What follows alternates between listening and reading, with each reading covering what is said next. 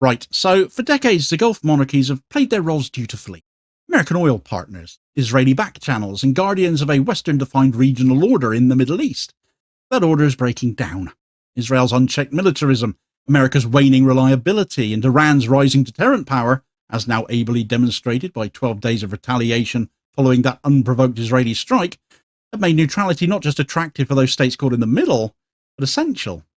A new script is being drafted, if you like, not in Washington or Tel Aviv, not in the interests of the US and Israel, but in Jeddah, in the interests of the likes of Saudi Arabia and Iran. Trump and Netanyahu are going to be hating every last bit of this. The oil-rich states seeking closer alignment with a nation they hate. But the key word here is neutral. The Saudis and their ilk are not seeking to take sides, but will they be seen to be doing that anyway by an administration as unhinged as that of Israel?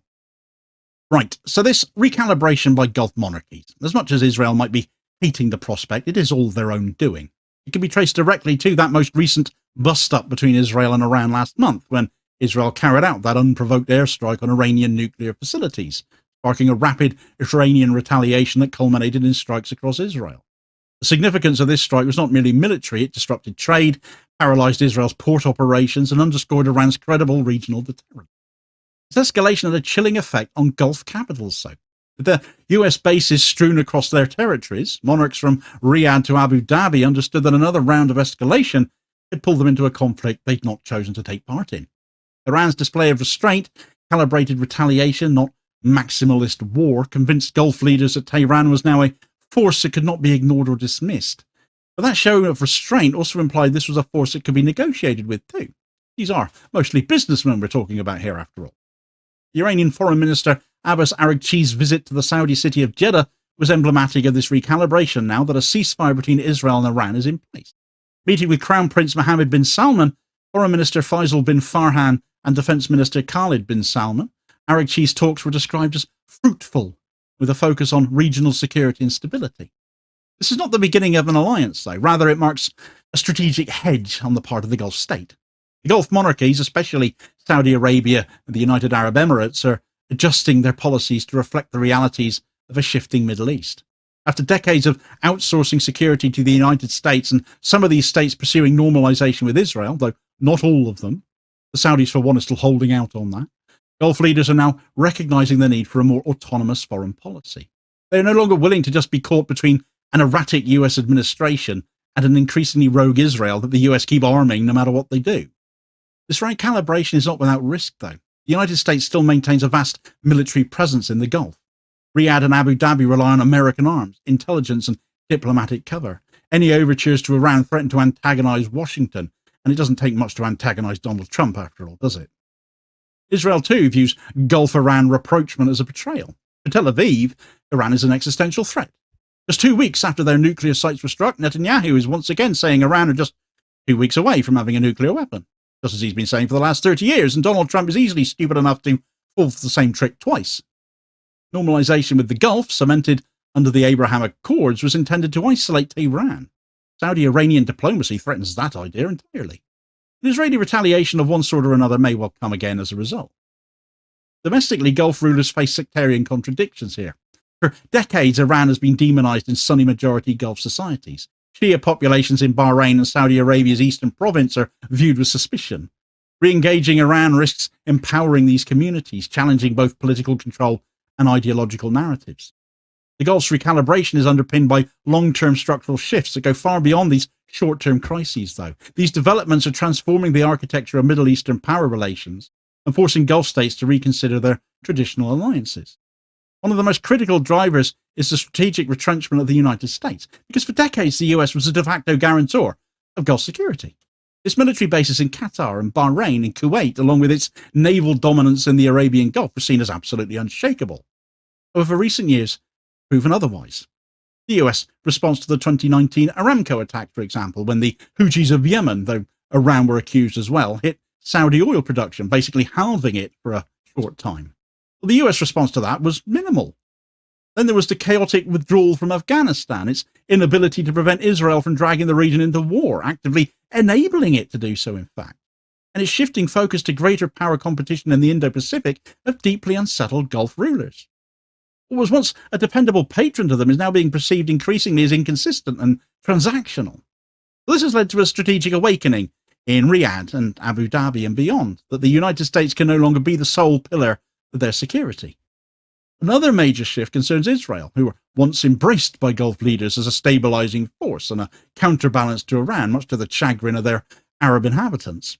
The Abraham Accords signed in 2020 symbolized a realignment rooted in shared hostility towards Tehran and a desire for technological and economic collaboration. But Israel's increasing militarism, particularly its genocide of Gaza and the unprovoked attack against Iran, have made it a liability. Gulf states are now rethinking whether a deeper partnership with Israel really serves their long-term interests. The domestic cost is also high. Normalization is widely unpopular amongst Arab populations for the aforementioned reasons, especially even worse now after the horrors broadcast from Gaza, of course. For Saudi Arabia, the cost of normalization now outweighs the benefits, and any momentum toward formal ties have all but evaporated at this point. In contrast to that, China is emerging as a more reliable, neutral broker in the region. The 2023 Beijing brokered rapprochement between Saudi Arabia and Iran was a diplomatic watershed. China's interest in regional stability is purely economic, not ideological, which is why they are dealing with Iran to the extent they are, even arming them now, as I spoke about in a video yesterday. China wants safe shipping routes, reliable energy supplies, and peaceful markets for its Belt and Road initiative. This suits Gulf monarchies well. Beijing does not demand alignment with its foreign policy. It offers investment and infrastructure in exchange for stability. That's it. Gulf leaders are increasingly leaning towards a multipolar foreign policy model balancing US security, Chinese investment, and regional autonomy, if that's a balancing act that's actually achievable. Iran's inclusion in this framework, though, is now being widely seen to be a pragmatic move, therefore. Destabilized Iran threatens Chinese interests just as much as Gulf ones. Their fortunes are therefore now tied together. Economic pragmatism further reinforces this recalibration. Saudi Arabia's Vision 2030, the United Arab Emirates' post-oil diversification plans, and Oman's economic modernization all depend on regional stability. Iran's strategic location at the heart of Eurasia makes it indispensable to regional connectivity initiatives, such as the International North-South Transport Corridor. Gulf monarchies recognize that excluding Iran from economic integration is simply no longer tenable. Trade, tourism, infrastructure, and energy cooperation require a baseline of peace and predictability. With Western-led corridors like IMEC under threat due to Israeli involvement, Iran-backed routes offer an alternative model grounded in regional geography rather than Western strategy, which is not seen as nearly as beneficial any longer. And that's especially true since the IMEC hub of Haifa has been decimated by Iran as it has been. Again, all Israel's own doing. They only have Netanyahu to blame for that. During his Jeddah visit, Araghchi reportedly proposed expanding Gulf-Iranian coordination on maritime security, energy transit, and anti-terrorism cooperation. And while these proposals remain broadly aspirational, they represent a shift from US-led security frameworks to more regionally owned models. This is not a Middle East NATO we're talking about here, but it is a step towards something more akin to a West Asian Helsinki process, a forum for de-escalation, confidence building, and an ongoing dialogue. Saudi Arabia is positioning itself as a broker here, not a battleground. The UAE, too, continues trade with Iran while maintaining ties with Israel, walking a fine line between those competing poles.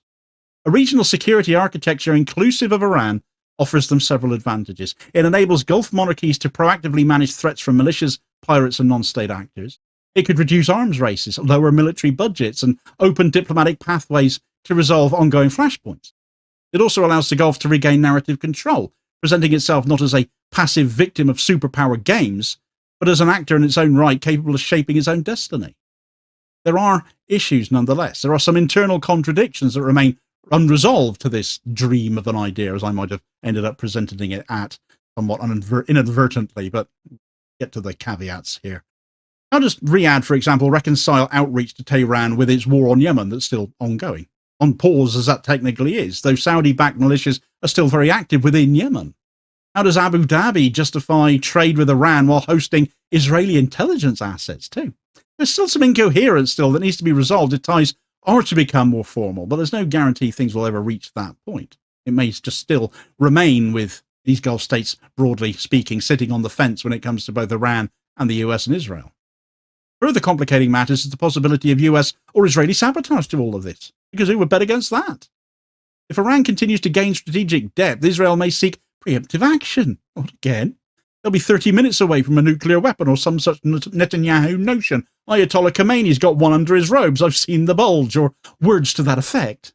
In such a scenario, Gulf leaders would be forced to abandon their fence-sitting and pick a side, potentially undermining years of diplomatic groundwork one way or another. Public opinion, of course, is another destabilizing variable.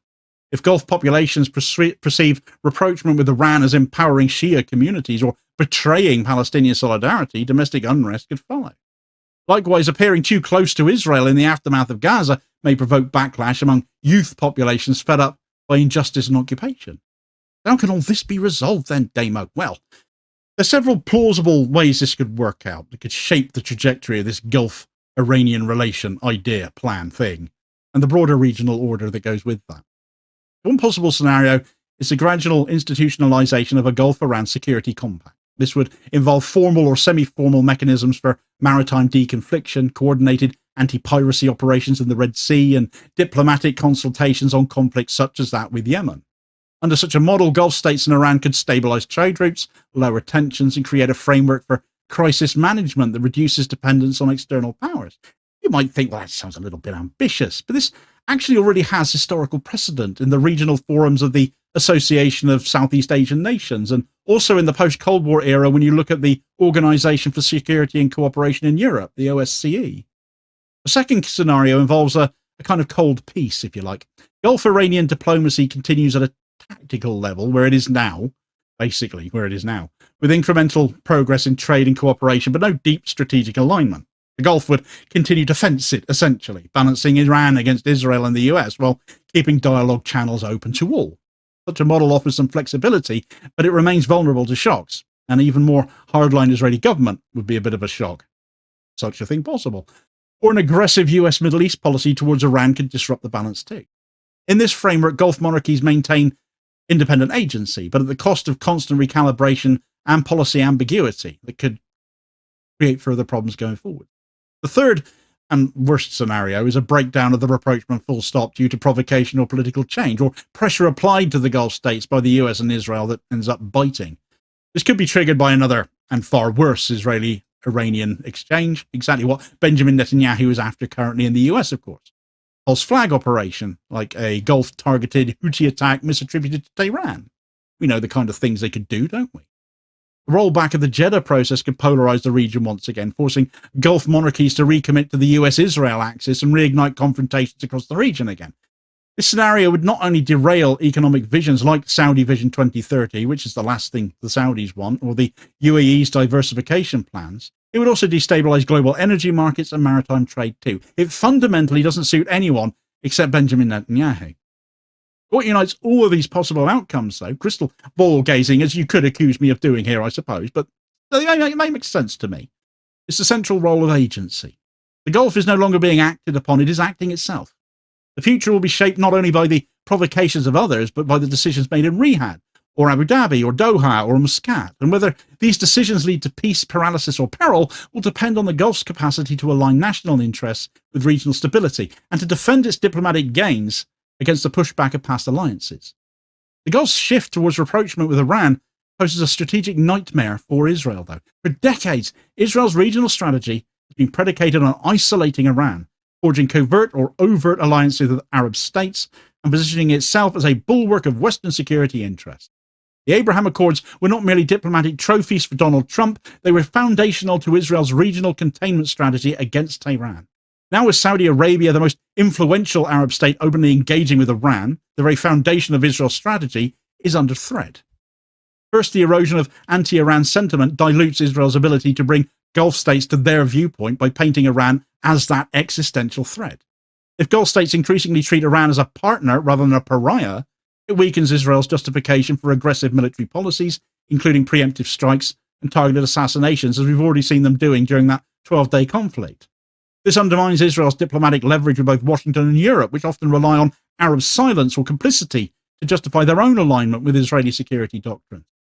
Second, the collapse or stagnation of normalization talks, especially with Saudi Arabia, represents a major political setback for the Netanyahu government. Normalization was to be the diplomatic capstone of this foreign policy legacy, offering regional legitimacy in exchange for technological and security collaboration. Instead, the optics of Arab leaders embracing Iranian diplomats, while Israeli bombs fall on Gaza and Haifa comes under Iranian fire, signal a diplomatic reversal of some significance. And third, Israel now faces a more diplomatically empowered and less isolated Iran.